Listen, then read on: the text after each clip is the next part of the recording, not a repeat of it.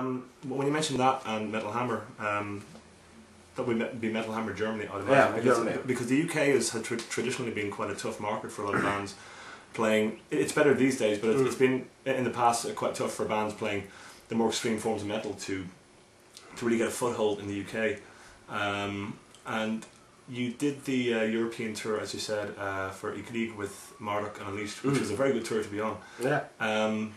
Did that tour go to the UK? Yeah, we played in London at the Underworld, and it was brilliant. It was quite packed at night, and I've noticed it's hard to getting into the UK market, but playing London has been fantastic all the time. We've done like 4 shows I think now, and it's always been a great response, and people are really enthusiastic over there. So yeah, London has been good for us, and as we also played in Ireland in November, and that was a really cool experience because people were like, we've never been there before. I don't know how much promotion we get in Ireland and stuff like that, but people seem really dedicated. Yeah, but the Irish shows were 2 one-off shows, right? 2 one-off shows, yeah. So you flew in basically to play Dublin and Cork? Yeah, then there were like 2 or 3 Irish bands supporting each night, and it was great, and people were really dedicated. It was like, you can see that I don't think they have too many shows over there. They don't, and especially not shows of this kind, you know. I think in Ireland it has improved over the previous years, but it's the bands tend to be the more kind of streamlined, in all the cases, streamlined death metal or black metal bands that tour quite a bit, you know, and will come to the UK quite often, and then they can go over to Ireland because it's convenient. Yeah. But for a band like Vreid to come, you know, all the way over for 2 shows, I think people, especially those who are into especially Vreid or you know, your particular style, they would really appreciate that. Yeah, it seemed like people were so dedicated, you know, because it was like complete headbanging and moshing and everything going on, and there was like not many people standing like this and hey, what's that? Yeah. People were like, a lot of people hadn't heard the band before, were getting into the music, and we can see some die-hard fans there, so really like that and hope to go back to Ireland. So you think you will be back in Ireland sooner rather than later? Yeah, I hope so. I hope we will play there again this year. Alright, heard it here, folks. And now, we mentioned the tour that you did with Marduk and Unleashed, which was your last European tour, right? Yeah. Yeah, okay. Now, I gather from what I heard and what I read, it was a pretty successful tour. Yeah, it was amazing. I think like an average of 500 people at each show or something like that. And it was a good thing that we were the support band before those 2, they were co-headlining. And even when we went up first song or second song, there was a lot of people in there. Like, played in Paris, they were like, the show was packed and people were standing there shouting for Vreid long before we started. So that seemed like people were coming for the whole package. So I think that too did really a good thing for Vreid. Yeah, so I heard, and it was only 3 bands on the tour, wasn't it? Yeah. Okay, but that's quite unusual these days because a lot of tours tend to be big package things. Yeah. So when it's just 3 bands, I think it's a lot easier for people to digest. Absolutely.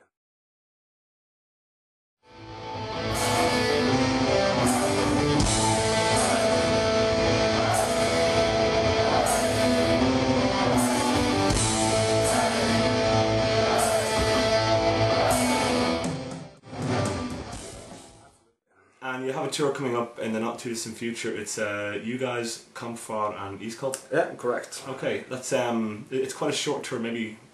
Yeah, it's 10 shows. 10 shows, okay. And is this your first headlining jaunt? Yeah, we played small headline tours a couple of years ago, but this is like the first really European headliner tour, and it's like co-headliner with Hváll, and that's good in a way that we can do our own production, and we can do a longer set and kind of perform the whole catalogue of Vreid and also get deeper into the new album. So I'm really looking forward to that, and we're pretty much going to the main markets for Vreid, which are like Germany, Holland, playing London and Paris also, and so I think that's going to be a really good tour, and all these bands kind of got a strong Norwegian connection with the metals, and it's like in their Hváll has a strong Norwegian identity, but still sounds quite different from Vreid, I think. So I think it will be an interesting package. So you mentioned your strong markets. I've noticed that you've been booked for Summer Breeze this year. Okay, so you've played Wacken before? Yeah, we're back in 2006, Okay, and how was that? That was fantastic. We played in one of those tents, and it was like a capacity of 4,000 or 5,000, and we came on stage and it was like queues way out of the tent, and the response was fantastic. It was just lifting your hand and everyone was going crazy, you know, and people were singing along to the song, so that was an extreme boost for Vreid as a band to be able to do such a show. And so to be playing another kind of renowned German festival like Summer Breeze, it's going to be something you look forward to quite a bit, because I know you've done a lot of festivals in Norway.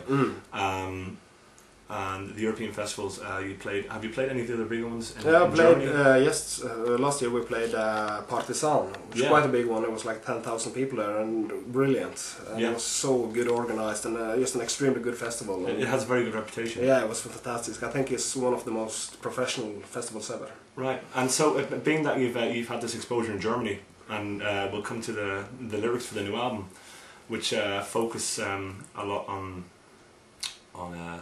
the war. Yeah. Has there been any mention, or I mean, not necessarily negative or positive, just have people noticed much? I mean, from the reviews or anything, the lyrics? Oh yeah, absolutely. And we do a lot of interviews these days that people seem to be really interested about the lyrical concept about it, especially in Germany. And I think that like we did a long interview with Rock Harder the other day, and it was mainly based on the lyrics, because they are really interested why we write about this topic. Sure. And but it seems like it's been quite a positive thing for them, and I think that it's a good thing that we actually are approaching this topic and do it in a seriously way. And so for us it's been like another aspect to the whole band, not just the music, but that we actually got some kind of story to tell that I find interesting. Yeah, and I think it would be interesting for maybe some people don't know that the album title actually refers to something very specific regarding the war and Norway. So would you like to talk a bit about that? Well, the Milorg is a short term for military organization, which was the main resistance group in Norway during the Second World War. And as most people probably know, that the Norwegian resistance, official resistance during the government and military, was kind of falling apart quite soon, because there wasn't many that could keep up with the German overpower that was coming into the country these days. But there were kind of growing on resistance with some young people in Norway. You could see it in different parts of the country, and they were kind of doing different kinds of work to kind of reclaim the country. Sure.